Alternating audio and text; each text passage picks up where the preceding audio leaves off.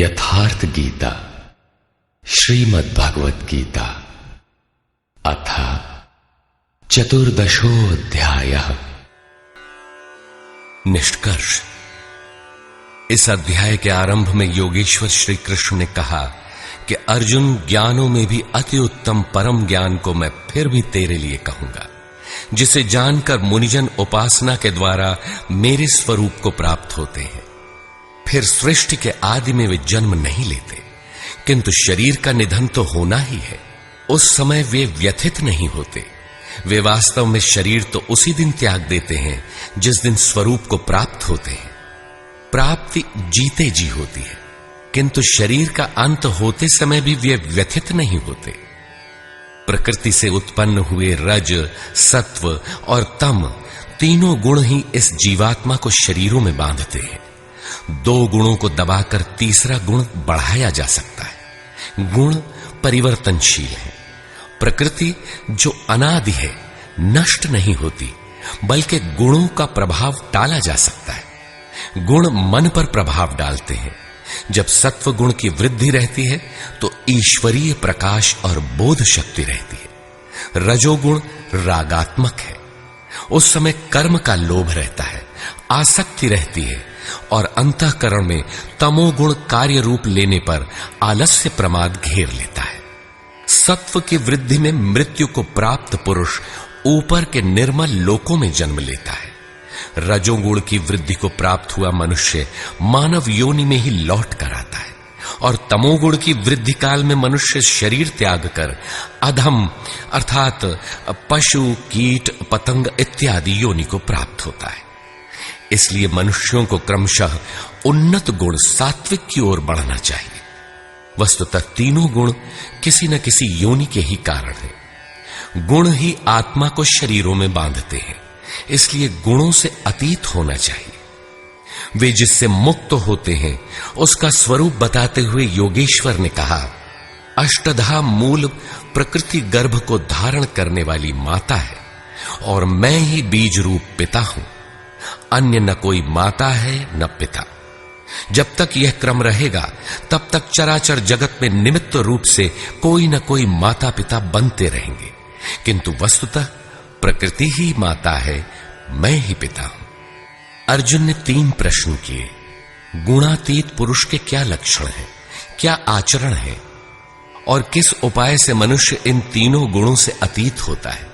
इस पर योगेश्वर श्री कृष्ण ने गुणातीत पुरुष के लक्षण और आचरण बताए, और अंत में गुणातीत होने का उपाय बताया कि जो पुरुष अव्यभिचारिणी भक्ति और योग के द्वारा निरंतर मुझे भजता है, वह तीनों गुणों से अतीत हो जाता है। अन्य किसी का चिंतन न करते हुए निरंतर इष्ट का चिंतन करना अव्यभिचारिणी भक्ति है। जो संसार के संयोग वियोग से सर्वथा रहित है, उसी का नाम योग है। उसको कार्य रूप देने की प्रणाली का नाम कर्म है। यज्ञ जिससे संपन्न होता है वह हरकत कर्म है। अव्यभिचारिणी भक्ति द्वारा उस नियत कर्म के आचरण से ही पुरुष तीनों गुणों से अतीत होता है, और अतीत होकर ब्रह्म के साथ एक ही भाव के लिए पूर्ण कल्प को प्राप्त करने के लिए योग्य होता है। गुण जिस मन पर प्रभाव डालते हैं उसके विलय होते ही ब्रह्म के साथ एक ही भाव हो जाता है। यही वास्तविक कल्प है। अतः बिना भजन किए कोई गुणों से अतीत नहीं होता।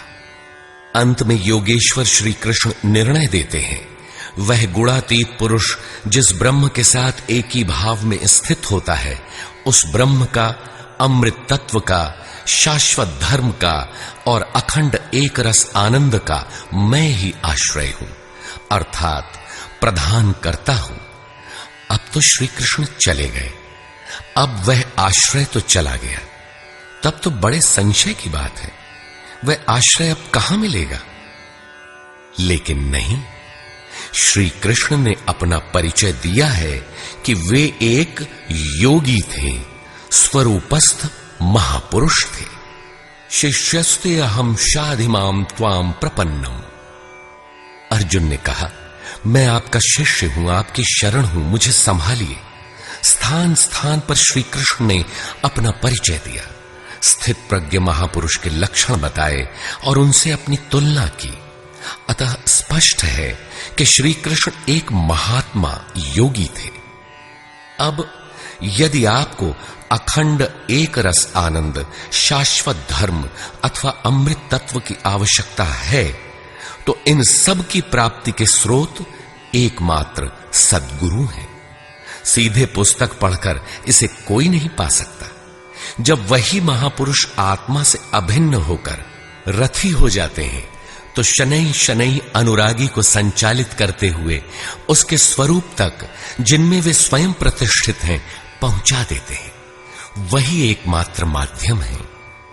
इस प्रकार योगेश्वर श्री कृष्ण ने अपने को सबका आश्रय बताते हुए इस 14वें अध्याय का समापन किया, जिसमें गुणों का विस्तार से वर्णन है। अतः ओम तत्सदिति श्रीमद्भगवद गीता सूपनिषत्सु ब्रह्म विद्यायाम योग शास्त्रे श्री कृष्ण अर्जुन संवादे गुणत्रय विभाग योगो नाम चतुर्दशोऽध्यायः। इस प्रकार स्वामी अड़गड़ानंद कृत श्रीमद् भगवद गीता के भाष्य यथार्थ गीता का 14वां अध्याय पूर्ण हुआ। हरि ओम तत्सत्।